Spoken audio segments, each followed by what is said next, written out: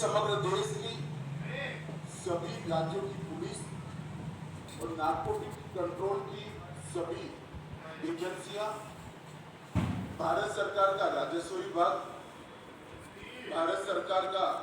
समाज कल्याण विभाग, भारत सरकार और राज्यों के आरोग्य विभाग, सीमा सुरक्षा की काम करने वाली सभी सीएपीएफ, इसके साथ साथ दरियाई सीमा की सुरक्षा में जुड़े हुए तटरक्षक और नौसेना, ये सभी का अगर व्यापक समन्वय कर एक नीति नहीं बनाते हैं तो इस दूषण को पूर्णतया नष्ट करना असंभव है। इसीलिए नरेंद्र मोदी जी के नेतृत्व में भारत सरकार ने 2019 से एक अप्रोच लिया है, समन्वय और सहयोग के आधार पर नार्कोटिक्स के खिलाफ जो हमारी लड़ाई है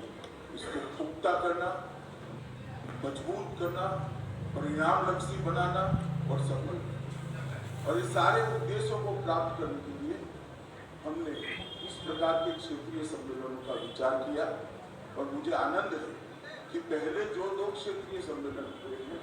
उसके बाद जिला तक की एनकोड की रचना भी हुई है, एफएसएल का उपयोग भी बढ़ा है, वहाँ की हाईकोर्ट राज्य प्रशासन के द्वारा स्पेशल कोर्ट की परमिशन मांगना भी बड़ी मात्रा में हुआ है। पब्लिक प्रोसिक्यूटर का ट्रेनिंग का प्रोग्राम जो नार्कोटिक्स कंट्रोल ब्यूरो ने बनाया है वो ट्रेनिंग के प्रोग्राम भी हुए हैं और आगे मैं बताऊंगा बॉटम टू टॉप और टॉप टू बॉटम इन्वेस्टिगेशन की भी शुरुआत। इसके बहुत अच्छे परिणाम हुए देश भर में।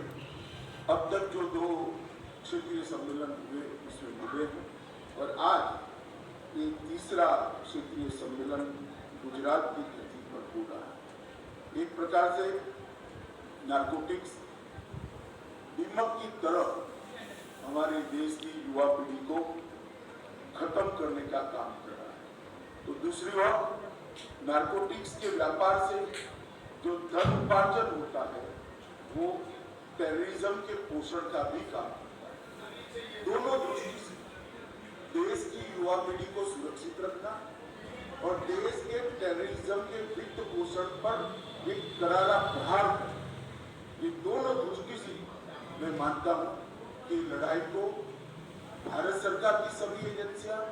राज्य सरकार की सभी एजेंसियां और पुलिस ने साझा लड़ाई के रूप में स्पिरिट के साथ लेना पड़ेगा, लड़ना पड़ेगा और जीतना पड़ेगा। मैं आज ये सभी 6 यूनिट जो हमारे पश्चिमी क्षेत्र के हैं उनके सभी मुख्यमंत्रीगण, अधिकारीगण, इस सबको कहना चाहता हूँ कि अभी हमारे देश में नार्कोटिक्स के खिलाफ जो लड़ाई है एक नाजुक मोड़ पर, एक महत्वपूर्ण मकाम पर। अगर यहाँ पर हम एक साथ मिलकर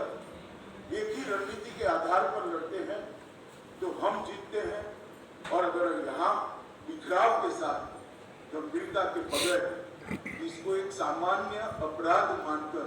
हमारा अप्रोच रहता है तो ड्रग और मुझे लगता है कि इस नाजुक मोड़ पर हमने संकल्प करना चाहिए कि मोदी जी ने आजादी के अमृत महोत्सव में जो ड्रग मुक्त भारत का हमें लक्ष्य दिया है, संकल्प दिया है, वो संकल्प हम सब सिद्ध करें। और मैं मानता हूँ कि सभागार में और वीडियो कॉन्फ्रेंस के माध्यम से जुड़े हुए सभी लोग इस बात पर सहमत होंगे कि नार्कोटिक्स की दीमक को पूर्णतया भारत की भूमि से विस्तारित करना होगा, भारत की भूमि को इस दीमक से मुक्त करना होगा। मित्रों,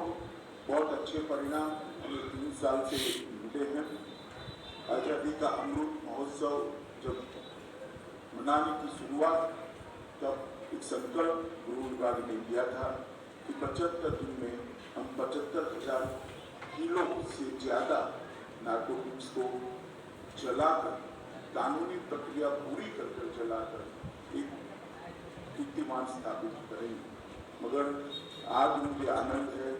कि यहाँ पर जलाए हुए ड्रग का टोटल करके तो लगभग यहाँ पर 1,50,000 करोड़ से ज्यादा 1,50,000 केजी से ज्यादा ड्रग